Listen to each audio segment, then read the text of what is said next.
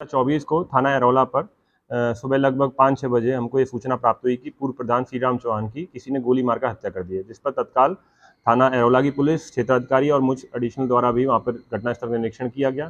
सभी तथ्यों के बारे में जानकारी की गई और मुकदमा अंतर्गत धारा 103 BNS में दर्ज कराया गया। इसकी विवेचना जब की जा रही थी, जिसमें जो मुलजिम थे इन्होंने जो वर्तमान प्रधान पति और उनके परिवार को नामजद किया था, जिनसे पूछताछ की गई, उनको भी पकड़ा गया, उनसे पूछताछ की गई। पूरी जांच पड़ताल के बाद यह तथ्य प्रकाश में आया, इस तरह से अनावरण हुआ कि जो इसके बगल में सोया हुआ व्यक्ति था, जो इसका काम देखता था पूर्व प्रधानी में, उसके द्वारा ही इनको गोली मारकर हत्या की गई है।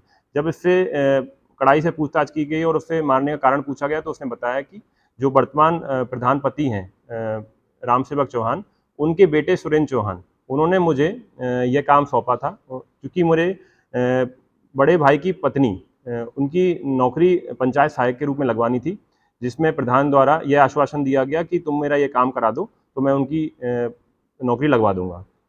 उसने ये भी बताया कि मुझे 50,000 रुपये और एक्स्ट्रा देने को भी बताया कि अगर तुम ये काम कर दोगे तो मैं नौकरी भी तुम्हारी बहू की लगवा दूंगा और तुमको 50,000 रुपये एक्स्ट्रा भी दूंगा। इस लालच में उसने ये घटना को कारित किया है। जो असला दिया गया है मारने के लिए, वो भी सुरेंद्र चौहान द्वारा ही इसको लाकर दिया गया है। सुरेंद्र चौहान अभी वांछित है और पकड़ा नहीं गया है।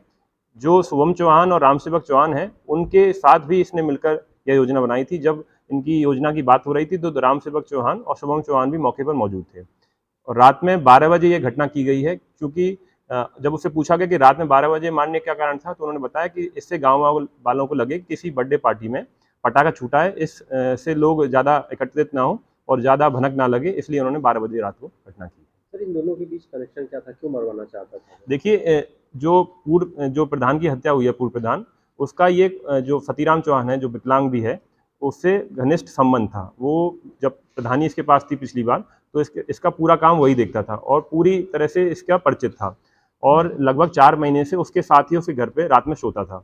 ये चीज़ उसको, सुरेंद्र चौहान को पता थी, रामसेवक चौहान और शुभम चौहान तीनों को पता थी ये चीज़।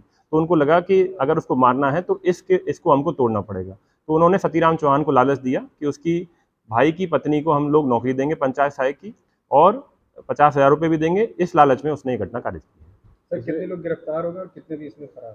इसमें अभी तक कुल 3 गिरफ्तारियां हो चुकी हैं, शुभम चौहान, रामसेवक चौहान और सतीराम चौहान की, और एक व्यक्ति सुरेंद्र चौहान इसमें वांछित है, जिसकी भी गिरफ्तारी जल्द सुनिश्चित की जाएगी। सुरेंद्र चौहान हत्या क्यों कराना चाहते हैं? देखिए, सुरेंद्र चौहान का कई समय से रंजिश चल रही थी, कई मुकदमे इन्होंने इसके ऊपर लिखवाए हैं। एक मुकदमे में सुरेंद्र चौहान के पिता रामसेवक चौहान को जेल भी भेजा गया था, इसी रंजिश के कारण और चुनावी रंजिश के कारण इन्होंने ये घटना कारित की। सर, एक कि शारीरिक रूप से विकलांग होने के बावजूद घटना को अंजाम देने की बात है, तो अब तक क्या पुलिस